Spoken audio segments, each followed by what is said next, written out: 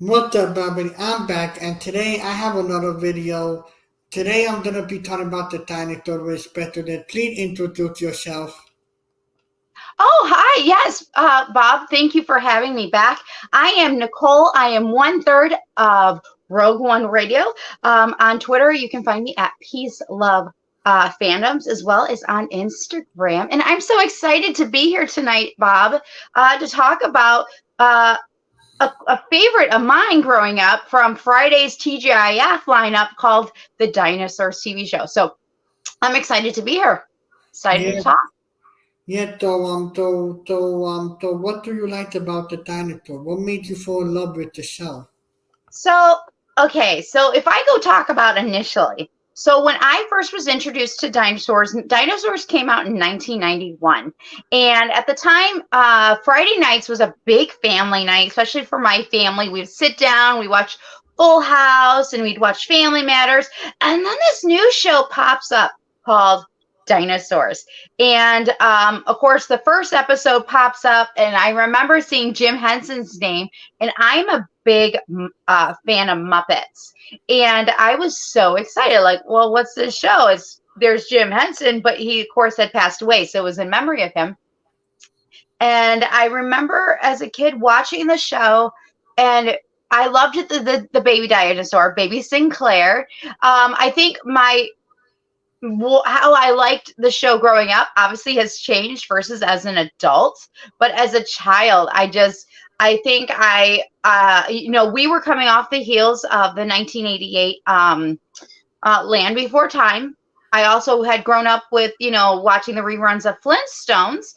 And I think like the dinosaur aspect really excited me because, again, those movies and that TV series, that cartoon really had me pumped for some prehistoric, at the same time, like educational, but done in a sitcom way that a whole family could enjoy. Yeah, Bob. Just so that how I feel like I remembered it versus how I remember it now. Excuse me. Um, it's slightly different because I remember them being little in awe of these animatronic dinosaurs that are puppets all at the same time, and of course, again, baby Sinclair, as a kid. Now as an adult, I of course was so excited when it came back to Disney Plus. But I think like now my brain is like, I'm finding things that I hadn't noticed before. Like, oh, they're talking about pollution, oh, they're talking about endangered species, or whatever you have it. There was a lot of things they covered. So I think my perspective then changed from now. So what about you? What do you love about the show Dinosaurs, Bob? like during the pandemic, I fall in love with Puppet, and I fall in love with Kermit the Frog and Elmo. Elmo in particular, I fall in love with. So I've been hearing about the dinosaur for a long time, and when I found out it was on Disney Plus, I said, "Let me test it out," and then I fall in love with it, and then I fall in love with the baby in particular, and then I started hearing the voice, and it said Yeah, the voice sound familiar, and then it was the yes, same voice that Elmo, yes, and I said, "Oh, did it the best part about the show with the baby? Did baby like it made the show more happier with all the themes. The show is not really a kid show. If you looked at it from an adult perspective, the baby is really like the light humor that made the show more happier, and that's why it's kid friendly. But if you take away the baby, it's really talking about polluting, growing up, and all these different topics. So you know, the baby really helped the show balance between being serious and being a comedy. So I really fall in love with the baby, and I just really fall in love with the aspect the show had with a really basic family dynamic, a family that really didn't know how, really didn't know how to like just a basic family atmosphere. Nothing out of the ordinary, but something that people who were watching can relate to. Mm-hmm. And you make a couple of good points, but real quick, Baby Sinclair, of course, is voiced by, you're correct, by actor Kevin Clash, who plays Elmo, is the voice of Elmo. He was actually one of the rare voice actors that was actually in there, not only doing the voice but also puppeteering. And I learned that when I was getting ready to do research for the show. I'm like, that's a really cool fact, because a lot of them, while there was actors on the inside, they were being revoiced by another, voice actor. And but unlike Baby Sinclair, he was really voiced by Kevin. And you're right, he does bring a light balance to this. Sometimes could be serious, but as a kid, again, for me, I never felt that, because, as you said, he brought that light side to balance it out. But you also pointed out, of course, during the 2020 pandemic, it did bring comfort, right? I mean, when we have these shows that we like, I know I became very nostalgic. In fact, I'll be honest, when I first even got Disney Plus, I did not watch anything almost brand new. I watched all the old stuff. I was so excited because I love the nostalgic of it. And it's those comforts, of like the dinosaurs, the Muppets, and they bring this it's like we're children at heart, and it brings this that feeling of comfort and that joy that you felt as a child, or as I felt as a child. And I like that you brought up, of course, that this show has brought you comfort during that time. I think it will continue to give us comfort through the years. So yeah. Yeah. Yeah, like each episode is just rewatchable. Like I started rewatching each episode, and each episode, whenever I watched it, made me feel happy, made me feel at peace, and made me feel like there's something that they're doing right, and then like breaking down the show and really knowing what really happening, it's it's really fascinating. It's fascinating because this what Jim Henson last this show came out when Jim Henson passed away. So it was really interesting how this was his last show he was working on, and also what was really fascinating was that this show, the ending really didn't end happy. It ended with a really depressing Right. ending Yeah. that to be honest, I felt really depressed, and Right. I didn't really bear to watch it. Like they Yeah. did, oh, why did they end the show like this? Like, Um, So actually, I kind of have an answer to that. Actually, I was doing when I was doing my research for today. Um, Again, Jim Henson, of course, started creating this in the 1980s, and of course, then it really didn't fully come into play until, sadly, within the year after his passing. So I feel like this is part of his legacy. Like, really, his legacy continues on through the dinosaurs and through the Muppets. He just has this wonderful. In fact, even his son, Brian Henson, was one of the puppeteers on Dinosaurs, which was really cool. So we still had, it was still funded by the Jim Henson Television. And of course, that was awesome. But that last episode, I actually, hold on. Changing Natures is the final episode. And I was doing research. They decided, they wanted to be honest about this. They wanted to show us and be educational and be honest. Like, guess what? An ice age did happen. Life happened, and you have to be vigilant and also be careful of your choices and your decisions, because, like in this case, the beetles took over the swamp, and because then that factory came, not the beetles wanted to go and breed, and the swamp had been covered by this factory, and because the factory had been there, you know these vines took over, and it began to show the downfall of where the ice age was happening. And I think they're just trying to tell us, hey, the audience, watch, be vigilant of what's happening around you and the decisions you make, reminding us again that we have to think about pollution. We have to think about, all these factories that are always going up. Is it the best solution? Is this the best thing? Um, and I think that's important. I think that they left us with a legacy of knowledge, and we can either choose to accept it or we can not. So, Like the scene that had broke my heart though in that episode when when the dad was telling the when the baby said are we moving, and he said no, we're not moving, but I did something bad. And that's when I broke down in tears. I said, you're I literally know. telling a baby that you're one moment away from dying. So like, Yeah. And so, Earl comforting him, like, no, we're together. And I want to do a quick shout out. I can see that Andrew from Science Fictionary is in our chat. So welcome, Andrew. Andrew, I know, is Bob. He loves puppets like we do. He loves Jim Henson like we do. So this is kind of his thing too. So Andrew from Science Fictionary, thank you for joining us in the chat. So yeah. yeah, Um, but that last moment was just very heartbreaking, and I said, like, right. it was just like really, really like depressing. I said, you end Yeah. the show like this.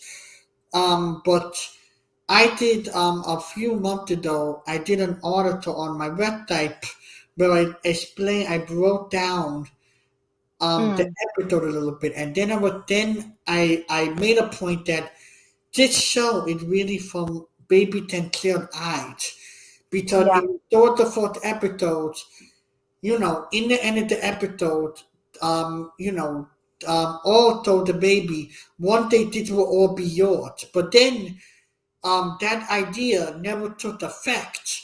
We we, Yeah. we, we went through a different ending. So it like um it like, will we ever find out if what baby ten Claire gonna be doing in the future, or like or is it ending that we had was just a way for the producer and the director to tell people, listen, you need to like do something about polluting, and not and make sure you're making sure you're not killing animals and helping the planet to be safe. But what Hmm. if there is another ending of this series? What if that everything we've seen is just really not really happening? It's really happening from the baby's eyes. Hmm. Yeah. Yes. Yes. And we do have people showing. We do. We do. Um, and it is true that that last episode is definitely very somber. I'm so glad they did not end on. They did that last family shot through the window. I loved it. But then instead of ending on their shot, I was so grateful that they actually took and went to the hold on, DN. It was the network's name. Hold on. I've got so many notes here. Hold on. I gotta look up through my notes. They had done the it was Howard Humperdine on DNN, you know, and he had done the final goodbye and the good night. And for me, I'm glad they did that, because I think it was easier to say goodbye to him than it was to say goodbye to watching the Sinclairs every week. Again, my Friday nights were packed with TGIF. Um, but and kind of going back though and changing it up a little bit, maybe um, changing our conversation maybe to a happier tone. What were some things that you liked about dinosaurs, Bob? Like, what was, did you have any special moments or shows or things that? Like my favorite episode of Dinosaur was every baby episode. Like when the baby had its own episode, that was my favorite. Like I liked the honor episode, but the baby himself really gravitated to me a lot, because to be honest, I truly love the baby, and my favorite episode is the one when it was the baby's fourth birthday, and they Mm. recreated the iconic scene from The Exorcist, and Mhm. that was my favorite episode. And my other favorite episode was when the Templars find out that the baby wasn't there, that it was another family baby. So each Yeah. episode with the baby was my favorite. The other family members, they were okay, but the baby really was the main highlight of me watching the show. Yes. Um, I agree. There's one episode, I can't remember the name of it. It's in the third season. And it's when Robbie is watching Baby Sinclair, and Baby's not listening. Baby wants cookies. Baby is not listening. Okay. As babysitter, big brother, Robbie is like, no, no cookies. And he starts telling him the story of the werewolf, right? And it's interesting because, again, I grew up, I grew up in the 80s and in the 90s. And so, of course, we had Thriller out, and we had seen the movie Teen Wolf. And there's this moment when he turns in to a human, to a caveman. And it reminded me so much of an in between of Teen Wolf and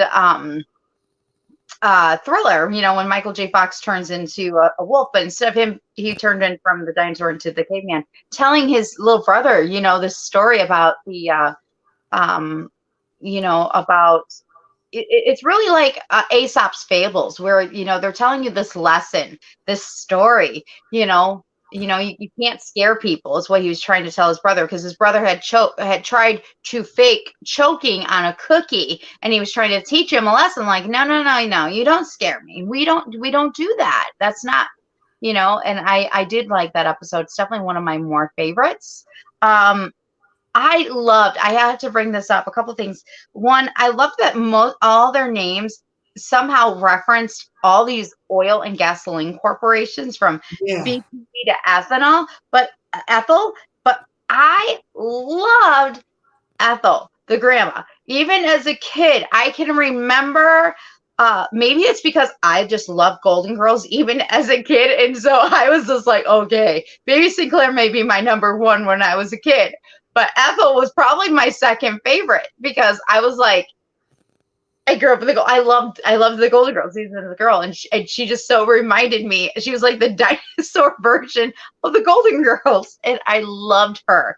Well, actually, a cross between of Golden Girls and grumpy old men in a dinosaur form, because she would say to Earl, "You fat boy," and she would hit him with his cane, and I just cracked up as a kid, and still do. I don't know why, but I like her. She's definitely one of my favorites. Um, and then I love the fact that Charlene is voiced by Sally Structure, who of course was in um, All in the Family, and just have that again. These legends, or these iconic people from their times this sitcom from the '90s is just, it's just wonderful. like like the show, like to be honest, when Disney Plus put it on, I said, oh, this is amazing. They're Disney Plus is finally putting something on here that may be interesting and maybe bring people on to watching some iconic show. And now Hmm. for Disney Plus to put on the most iconic show, Bear and the Big Blue House, because that's another iconic puppet show that Disney Plus had yet to put on the streaming service. But like with the dinosaur, it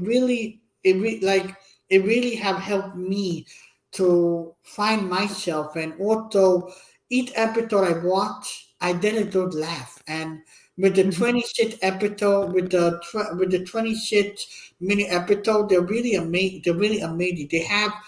They bring you so much joy, but at the same time, it teach you so many lessons, and Hmm. that's what I really love about the show. I think that's what they were trying to do. And I loved, Andrew just mentioned that, of course, he used to get up and watch it in the mornings, but he had mentioned that he loved the episode where the food goes bad. And again, this show really, as a kid, I wasn't maybe catching the lessons, or maybe I was catching them, but I was so entertained that I was missing it. But as an adult, I understand it. Like, we got to appreciate our food, got to appreciate taking care of our environment, so we have that food. um and that was also a good episode, Andrew. I got to point that out. Um, yes. And I actually, so I wanted to, I did some, again, I'm telling you, I was doing research on this one. It took them, it was 1 million to 1.5 millions for each episode to be made. Oh, It wow. was a very expensive show at its time. Like, I'm wondering what 1 million, 1.5 million would be now in the Eagle. I'm assuming it would still probably be one of the most expensive shows. And that's also, of course, why they only went so many seasons. It was an expensive show. Um, and it took them like 65 hours per episode to make that 23 to 26-minute episode, which is like crazy. But at the same time, hey, you're doing what you love, right? Yeah. You're doing playing around puppets and not playing, but you're working with puppets and putting together this very awesome show. Like you said, that takes both, it's educational and at the same time very entertaining. Oh, and speaking of educational, also I love the fact that they actually did lots of research to create each dinosaur was an actual real dinosaur.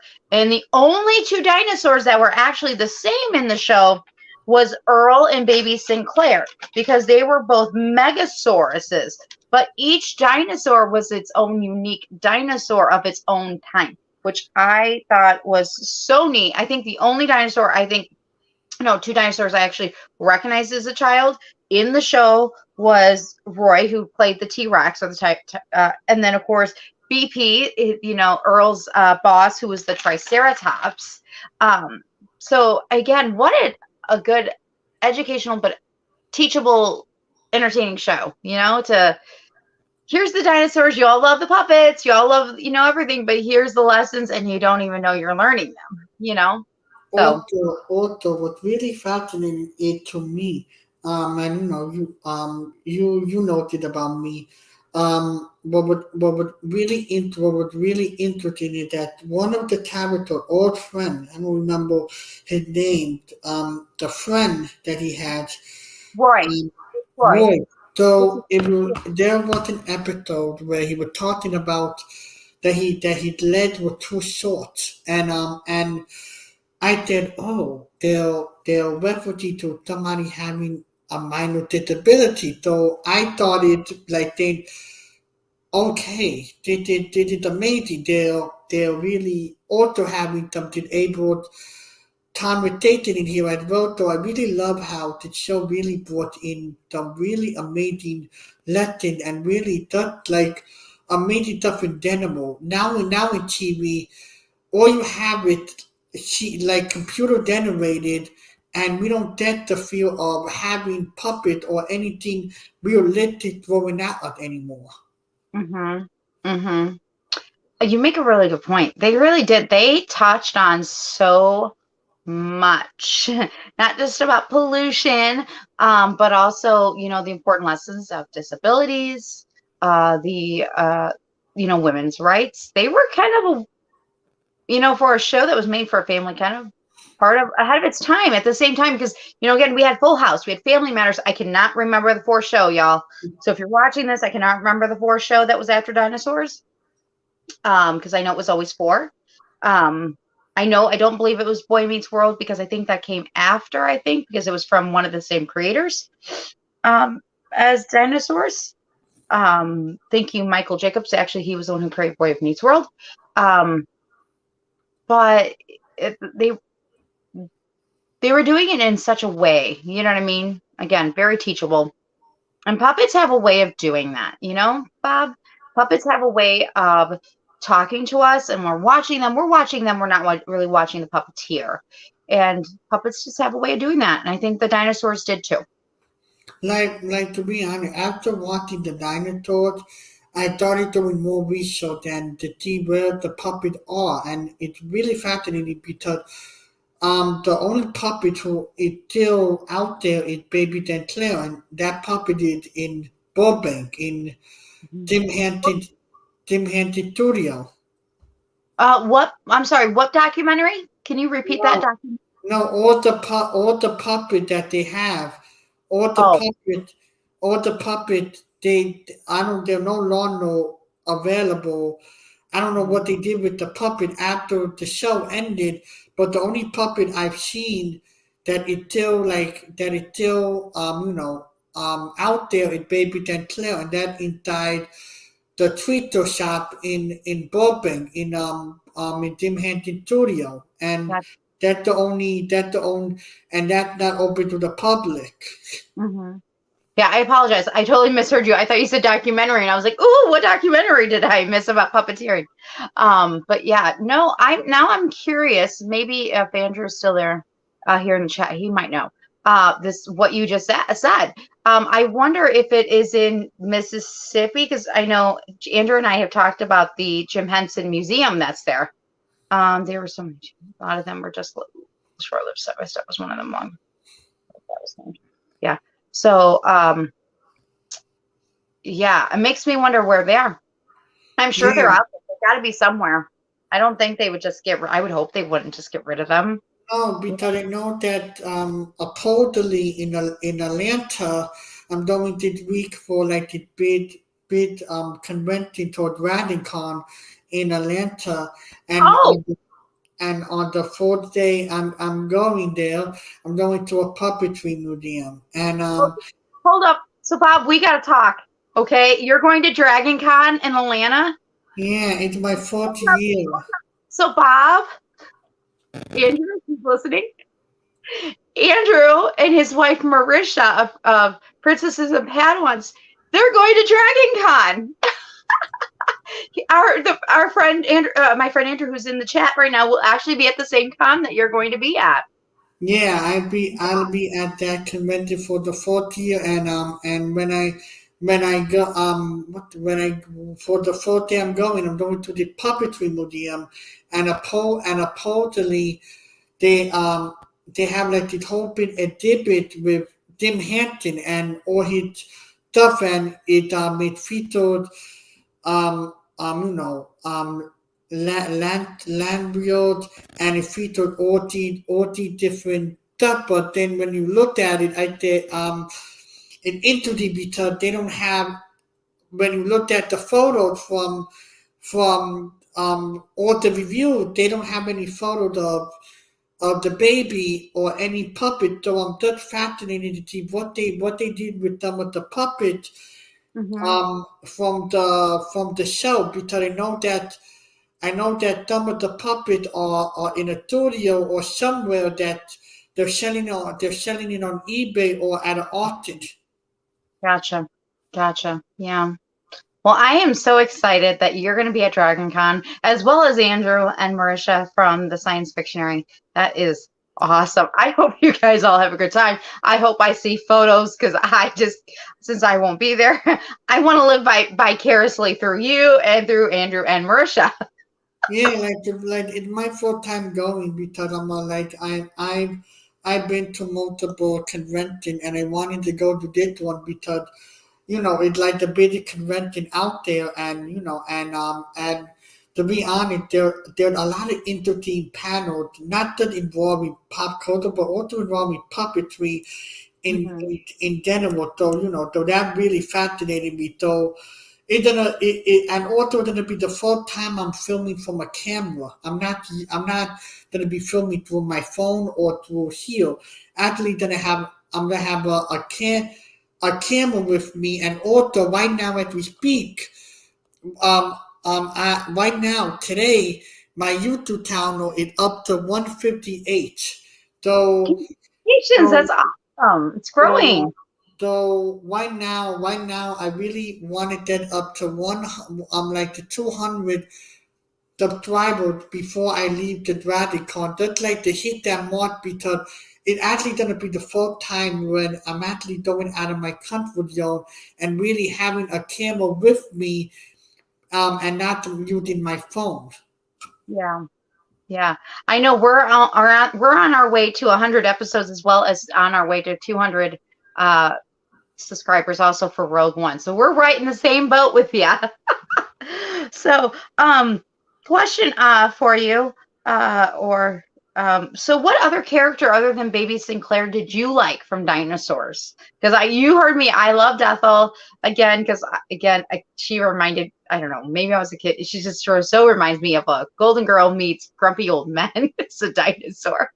So I'm just curious, your other favorite like dinosaur character that you liked.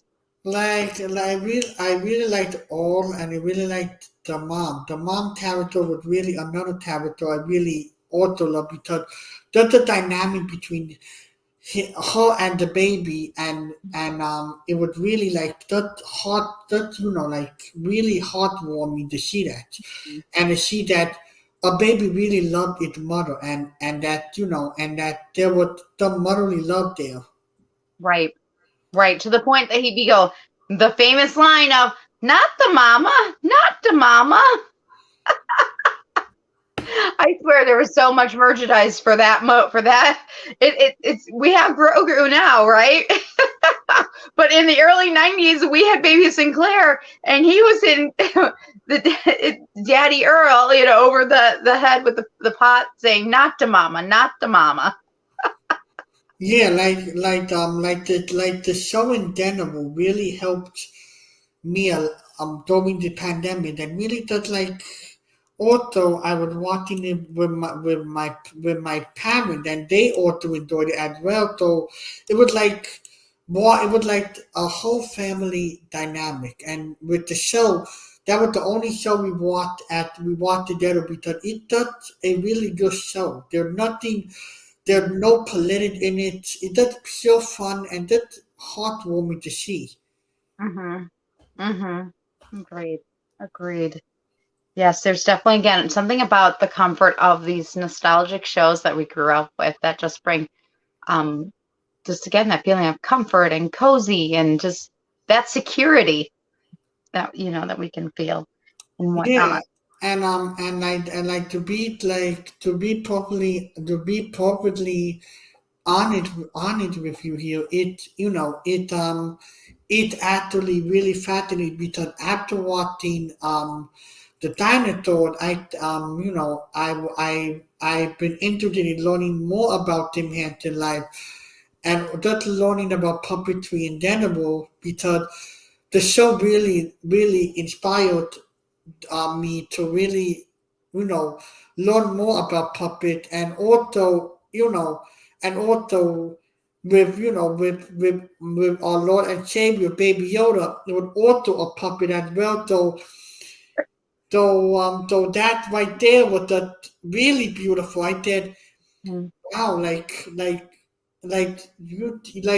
if Hollywood thought using more animatronic or puppet, then it would really be more beneficial Mhm. because you're not just helping adults, you're help, Right, you're right. helping you're helping children because children when they watch a cartoon, they don't get some kids don't get the real emotion, but if you have a puppet, you can take all the emotion and put it into something more real and more fresh. And Right.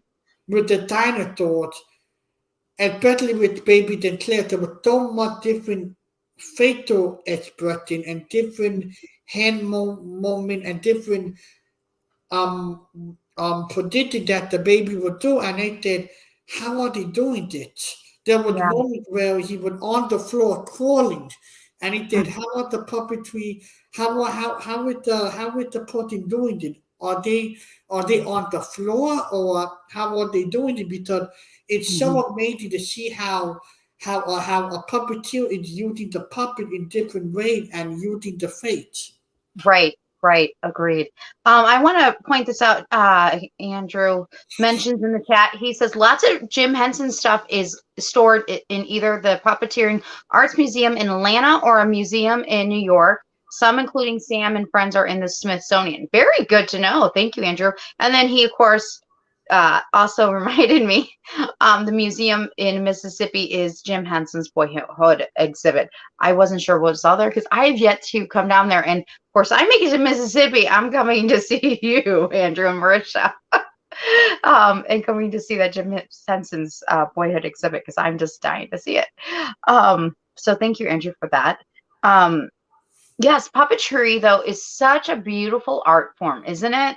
That and for them it was a cross between animatronic and the in the puppeteering itself, and it's just so neat how far it's come from Baby Sinclair to Grogu now, and it's just so neat to see how far it has come and it has evolved and how much joy it still brings. We were talking about that a little bit before we hopped on today and went live, is that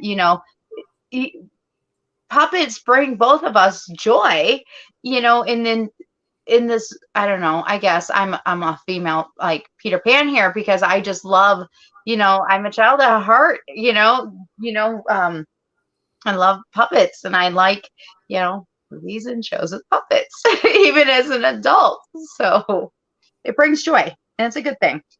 Yeah, like to be honest, what some people don't know is that, especially with Sesame Street or any show that it aims for kids, some people don't understand that yes, they are kids shows, but at the same time, especially Sesame Street, there are some really heavy hitter episodes that really teach teach children really valuable lesson at a young age, and that right there it's like amazing what a teach show can do with Right. that type of information.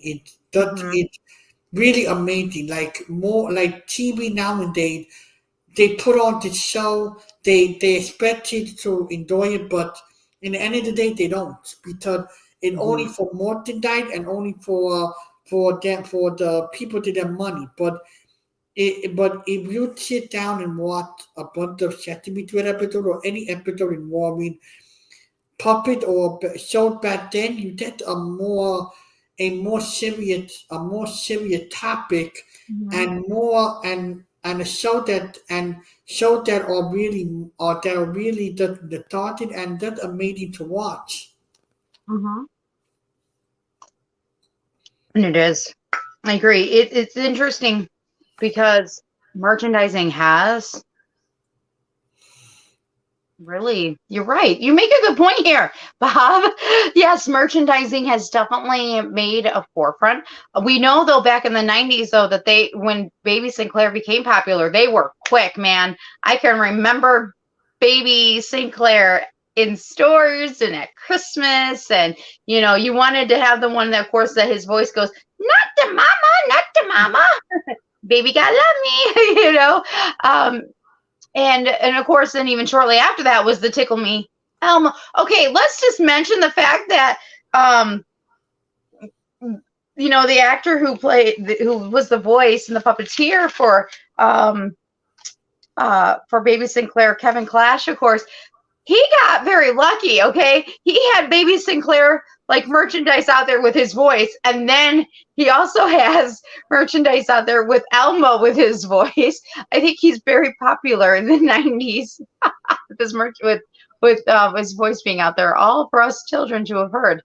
Um, but no, you make a really good point that today, like, sometimes not always is a show um going after the lessons, but maybe more about the merchandise and pushing certain things.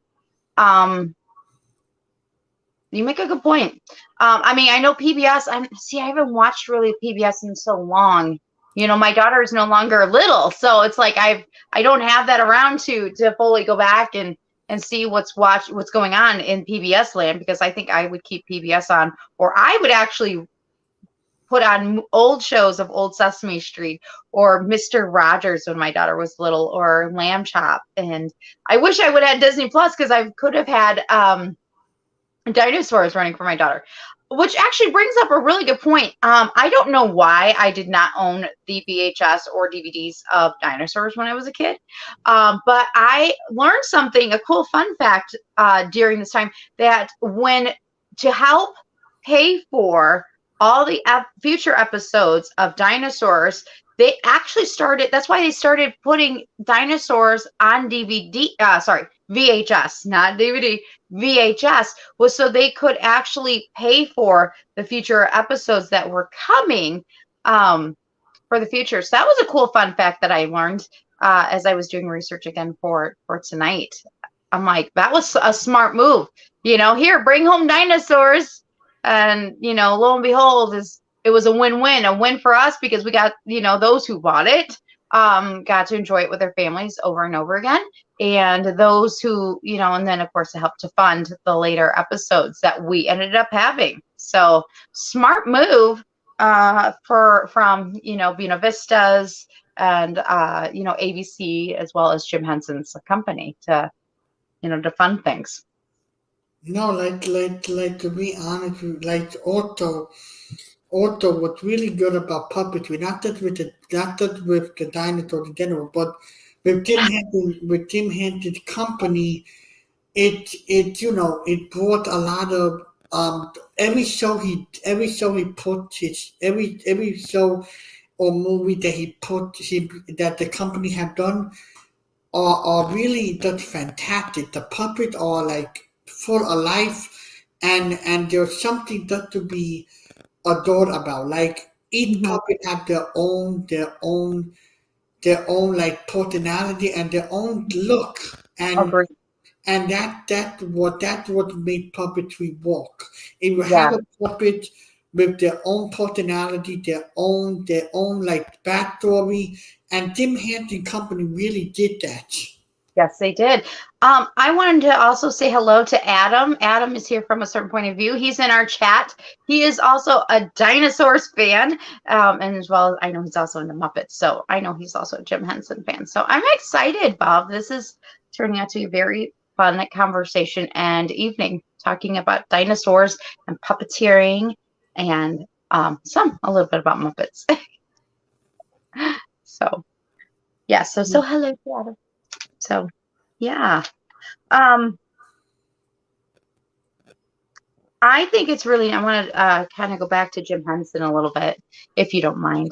I heard a couple of things about this, and that is one, at one point, Jim Henson had worked with creating something with LaChoy. Of course, in the 90s, LaChoy, I think it's still around, was this Americana take on Chinese food. And there was a dinosaur that was included, and that also helped to build the concept for dinosaurs, because I guess the dinosaur, stomped around like Earl did.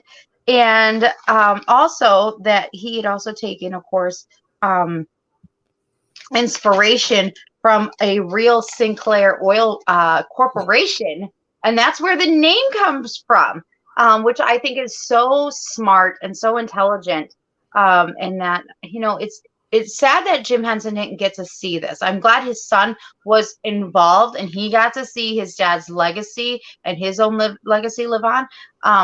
But I just love all the cool stuff that got added that we didn't realize as kids, from like actual dinosaurs and from actual, like, the names actually all meant something. Was very, very, very smart. And each of them, of course, brings something different, as you were saying, to their personalities, So Yeah, awesome. with that, the dinosaur in general, it brought in a group of amazing cast members, and that really brought the good together. And it Hmm. seemed like each episode was filmed with love and just dedication, and it was really interesting. Just seeing how everything would turn out. Yes, yes, and it did. I mean, I know that last episode ends on a very somber moment. But yes, every episode I truly believed was definitely created in love and in lessons. And we just didn't know it. As kids, we just didn't know. It's kind of like Pinocchio. We were watching and we were learning things that we just didn't know. Also, like Aesop's fables. Again, you're being told these stories and you're just entertained and don't realize that you're learning a lesson, and all done in love.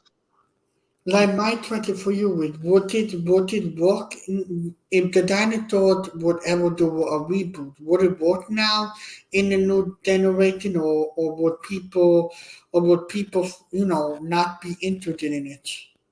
So one, I'm like, I don't know if I would want dinosaurs to have a reboot. Um, One, because I just love the original nostalgia. Two, because I am dying for Hollywood to finally start creating some new original content. So you mentioned reboot, and I go, ah, because again, for me, I'm like, I am just wanting original and new because that's what dinosaurs was. It was original. It was new. It was something that, while yes, it was a family show like Step by Step or Family Members or Full House or Boy Meets World, it was original in the sense of the dinosaurs concept, the puppeteering, an animatronic concept, and I love original, and I think that's why I connect with it versus shows that just keep getting rebooted, and I've seen it before, and then I'm like, I don't know if I would want that to happen, Bob. I Like, really don't. I'm like, no, like no touchy. I would almost rather them create like a documentary about, dinosaurs. I'd rather them go behind the scenes or find all that behind the scenes stuff, and create an actual documentary to show us, and then put it out there that, hey, there's this awesome show, dinosaurs. You need to check it out. And because I think a lot of the lessons are still this, they are the same. Pollution's still happening. We still haven't learned the lesson that they're teaching us. I'm saying that small because I'm laughing because laughter is better than tears. You know what I'm saying? But there's, of course, so many lessons. Um, I don't know, Bob. What is your take? Would you really want to see a reboot? Would yeah, you really want? like, I You, would you love, I example, would, my I would actually love to see like a kid show, like a cartoon type thing with the baby, like a cartoon show that maybe like maybe having baby declare um with a bunch of his dinosaur friend and making it educational, like doing okay, something that okay, in honor of Tim Hansen, not something that will mess up the show or mess it up because we already had a reboot of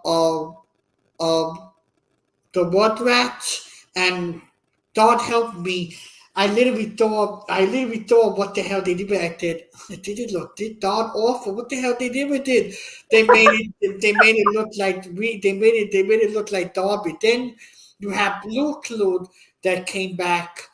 And I said, okay, you need to stop doing all these reboots already. Like, please, leave everything the way it is. Don't ruin nothing. Don't touch it. Just leave it alone. Don't touch it. Though, if they ever do a reboot,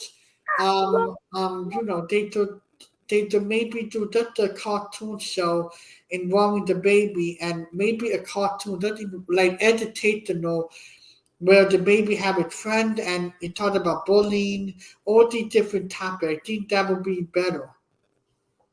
yeah. Oh man, you have me like laughing, in a good way, and respectful. I'm with you. So I like your idea that if they do it, if that's a big if, um, to do it as a cartoon form. But again, we take that gamble, like you said with Rugrats, where will they mess it up? We don't want them to mess it up because it was treasure. It was already treasure. Enjoy the treasure that you have. And no, you don't have to always recreate your treasure. Maybe there's a lesson in that alone. Oh, let's talk about there. I got to mention this. Um, Adam says no reboots. I think it's as fine as it is. Yes. Cheers, Adam. I get that. I'm right with you. Adam knows how I am. He knows that I'm like, Another reboot. Another. No. um, but I have to mention this because as we talk about reboots and stuff, there was something that kind of a joke that was within the show, and it's the fact that they were poking fun at the fact that versus doing something productive is that the time that they spent in front of the television, the TV, the telly, depending on where you live, and that is still remains true to this day.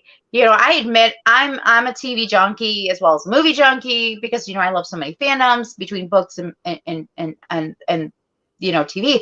and but they did kind of address that, and that is the time that you spend in front of the screen versus getting outside, getting into nature and reading a good book or whatever we have it. And I did like that they did approach that. They weren't afraid of going, we're going to make fun of ourselves. We're going to make fun of our own network here. Network, not mean like ABC, but the whole thing of television. They weren't afraid to say, no, you can't always just spend time for the TV.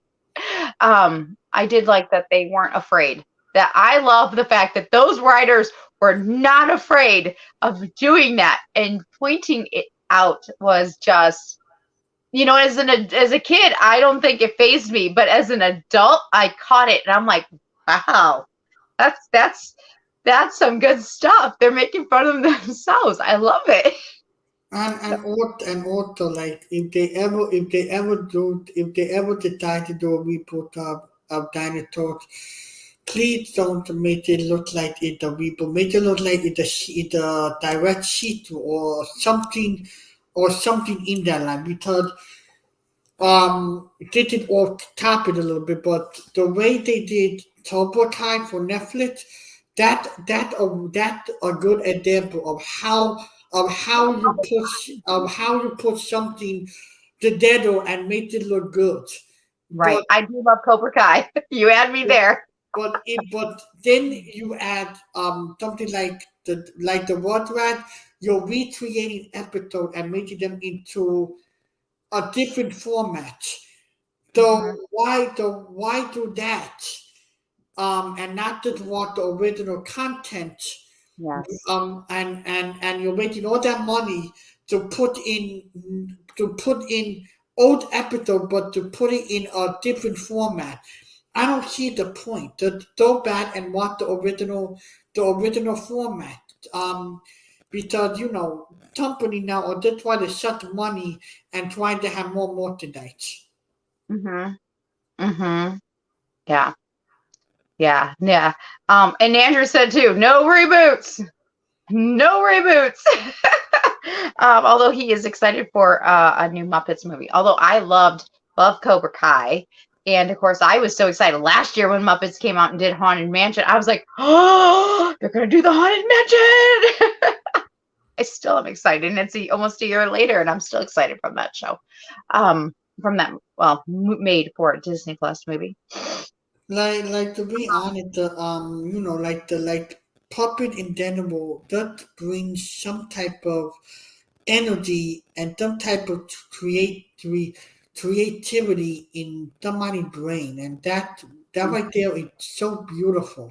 Well, my hope is that families, when they're on Disney Plus, especially the from my generation or those who grew up in that TGIF generation, that maybe they'll be like, hey, let's recreate a Friday night.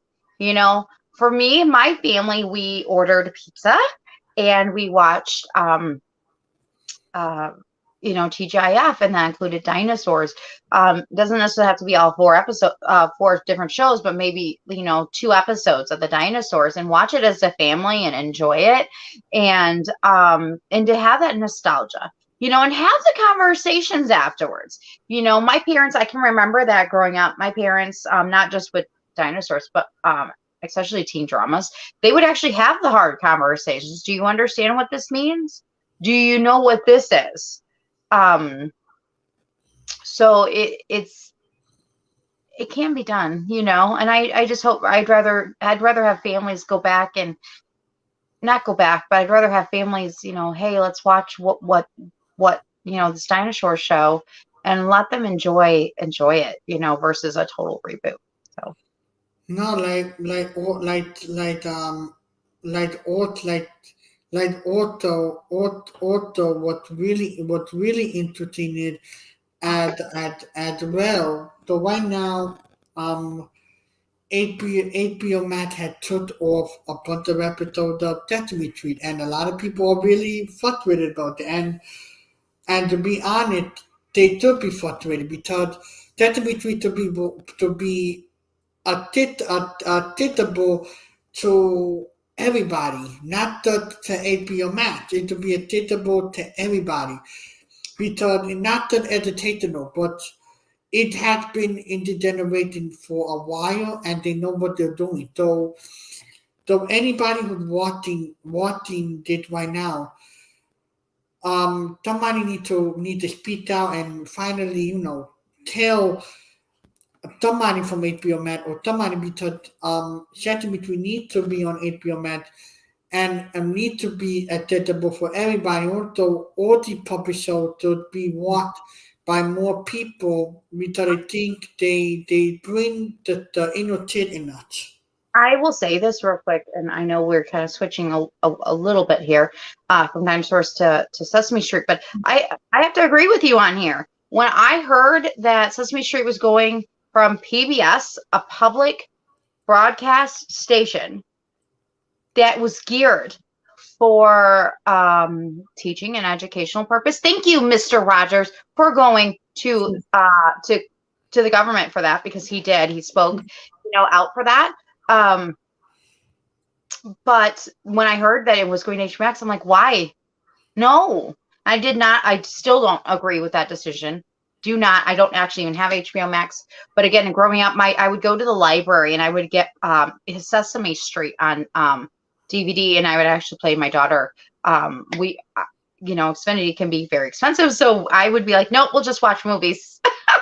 So my daughter has definitely seen a lot of TGIF and a lot of Sesame Street on DVD.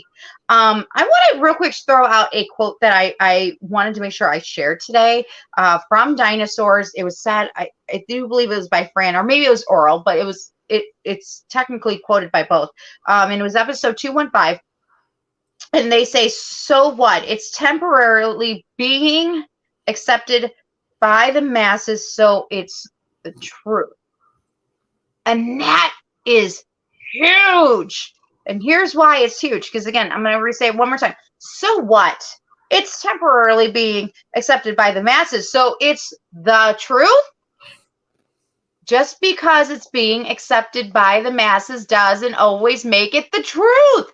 And I love that the dinosaurs was on that. That wasn't in a dinosaurs episode. That wasn't on like one of our latest shows. That was in the dinosaurs. That was an amazing quote that as a child totally didn't faze me. But as an adult rewatching, I was like, what? They were really ahead of their time. And of course, they also talked about censorship. Fran, of course, didn't like, cuss words being on TV. And of course, we go back and forth with that here, even to this day, the different rating systems and stuff. And they did address censorship. And I feel like we're right there again dealing with censorship. You think we would learn our lessons, people, but somehow we haven't learned. But they did address censorship. And again, they were just going at it. They weren't messing around. They didn't care that, and that's why this is one of the reasons why I don't think a reboot would work. Okay. Because they talked about censorship. I don't think they would want them to talk about censorship right now at the current moment. If I'm being honest, I truly believe like that quote really sits strong today, is that again, but it's being accepted by the masses. So it's gotta be truth. Not really. And that's why I don't think dinosaurs would fully work as a reboot, because just for that reason alone, I think right now we're just in, I don't know, an interesting time and place that No, no reboot. Because I don't know. I think we'd have to deal with censorship, and they're not going to talk about it. So yeah, there's that. Like to be honest, I really feel like if they do bring back dinosaurs, they're gonna ruin it. Like to be honest, they can't just ruin something. They Mhm. threaten to us, and to be honest, it's like if you reboot something, you have to know what you're doing. And Hollywood, they only care about money and care about a new generated of people watching it. But you don't need a new generator to watch it. Watch the original. We don't need a new generator to watch it. We need people to watch the original and feel what the old generation had felt. Right. Well, and I think that it can still be accepted and loved by the generations that are little now. I really believe that. Because they really are. It's like watching the Muppets movie from the original. Well, actually, I'll go back to Emmett. I love the Emmett Otter. Um, sorry, I'm totally going off like totally a different way. I'm going down a different rabbit trail. My apologies. Um, but it's like watching those original Muppet movies, and they still grab you. They still grab you. And again, you and I were talking about this before we started the live stream, and that is that joy that the puppetry brings, and the joy of a puppet. Which of course, then I grabbed out one of my puppets to show you, and it there's so much joy that comes with that, and I think that's why dinosaurs and the Muppets worked. I think to a degree that's why almost Sesame Street worked. Sesame Street worked, but I think things have changed slightly again with between networks and things. um but I think that's why it worked. you know again, there is an art form to it, and it's important that we keep an eye. You know what? Going back to that final episode, I know it makes you sad, Bob. Let me say it anyways. Again, they wanted us to be vigilant. They wanted us to be observant, and they're telling us, you need to be observant. You need to be vigilant, because if not, you're going to this is what's going to happen. And being vigilant with what we're watching or what we're putting out, the kind of content, and also knowing, okay, this is for adults, and that's okay. And then there's other shows that are just meant for kids, and that's okay. Or in this case, like a family show that everyone was able to enjoy on a Friday night. Whether it was your pizza night or you were making up like spaghetti and meatballs, whatever your family enjoyed, and sitting around that table and enjoying life, enjoying each other's company, enjoying puppets, together. And I think that's I think that's what dinosaurs did. They tried to really warn us. They were giving us warnings that we didn't even know. No, like the show in general, it does really good and really that brought out so many different connecting, and to be honest, um the dinosaurs really brought out the really good puppetry, and also some good conversation that people should be having now, and also should be be more adventurous about as well. I love this. So, Andrew, we're gonna go again. If you haven't learned me yet, Bob, I'm just off on rabbit trails. But Andrew had mentioned that he recently his children got up and watched Muppets Treasure Island. I love it, Andrew. I love it. Um, Man, I miss my daughter being that small and getting up and just watching old shows that I grew up on. Um, I love it because there's something about those shows during those times, that feeling of innocence, the nostalgic, but yet at the same time, the lessons that were there.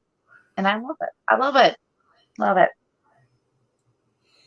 No, like to the auto.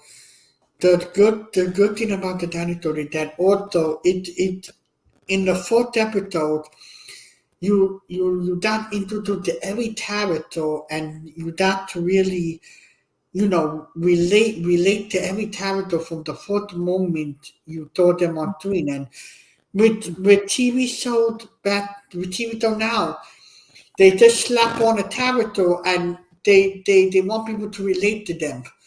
And with the dinosaur, each character had their own backstory. With the daughter was chatty, naughty, the brother the same way, and then the dad, a lady dad didn't really do nothing, and Well, he then still went to work, but so it was like a relatable family, like with TV show now they put all the pressure and all the energy into making a pitch perfect family and not a family that can fall apart. And with the dinosaur, you saw how the family grew together and how the family fall apart. And that right, was if they were able real. to come still together each time, because that's what you do as families, right? You're together, life happens, you fall apart, you come back together because you're learning, the family dynamics. You're learning, the lessons of love, forgiveness, Yeah, how to say I'm sorry and mean it. Um, yeah, you make another good point, Bob. Another good point. yeah. It like the show itself worked in so many different levels.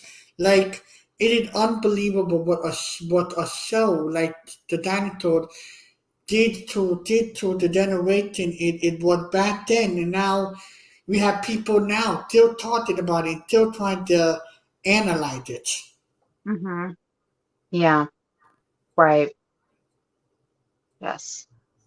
Yes. Also another fair point. And that too, like all like with the show, like with Otto, what really brought the show Otto a little bit interesting, it also touched upon some really interesting subject involving the planning and thus involving multiple different subjects, and also it wasn't afraid to be different. Like Right. with the episode with the baby, like having its fourth birthday, and that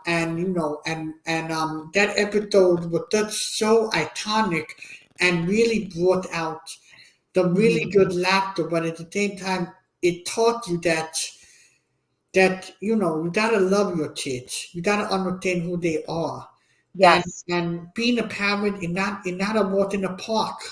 You gotta be able to be patient, love your kid, and understand that in life we all make mistakes, but we're not perfect. So just That's true.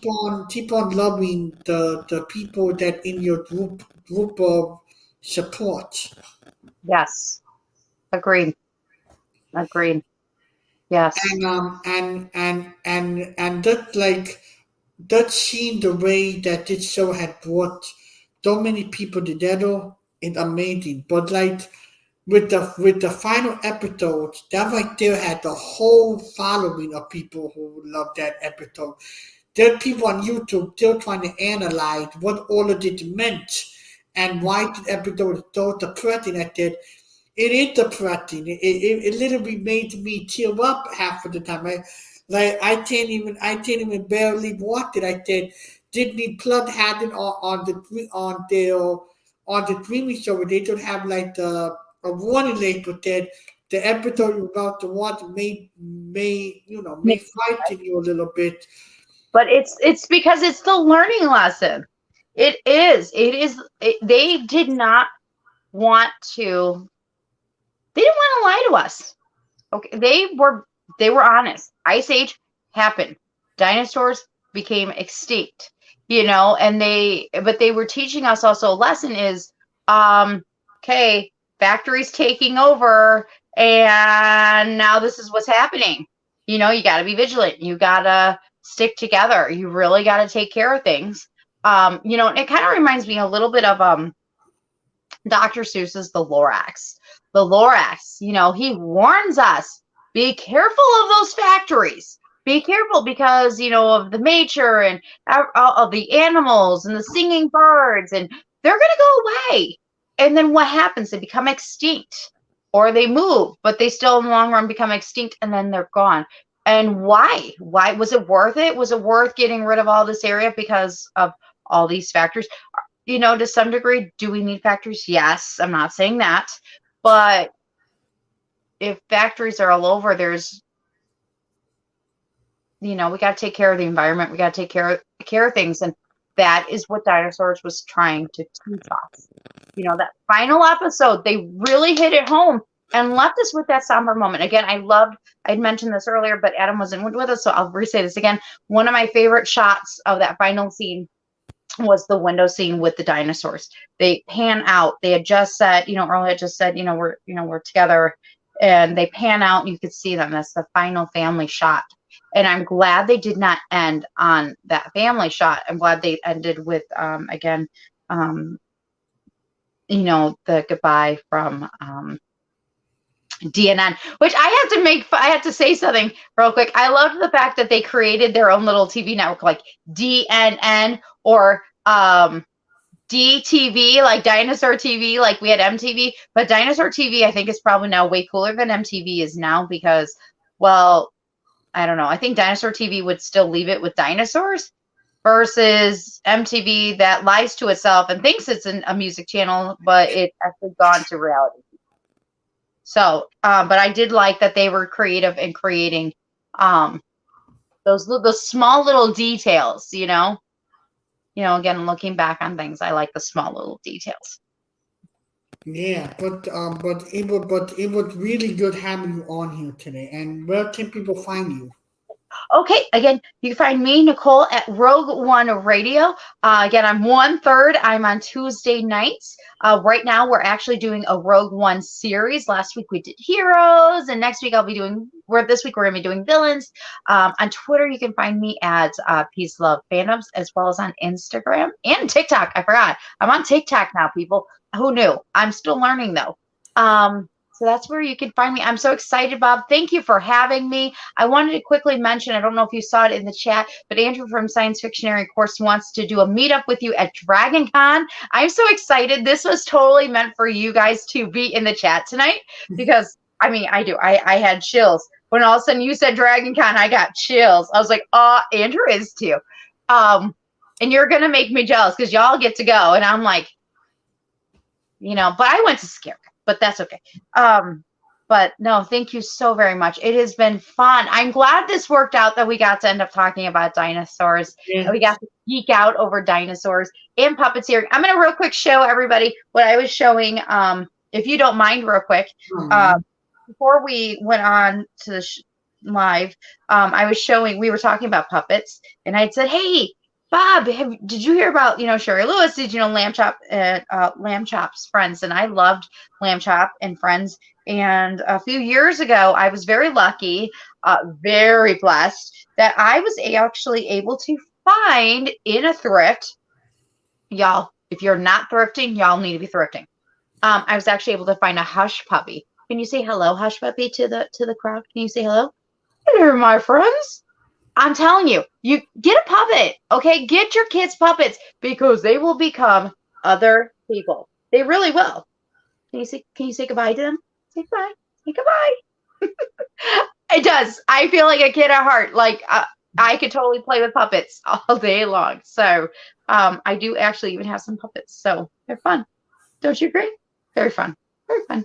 So thank you again, Bob. It has been so much fun. I really did enjoy this. Thank you again. I really appreciate it. And now,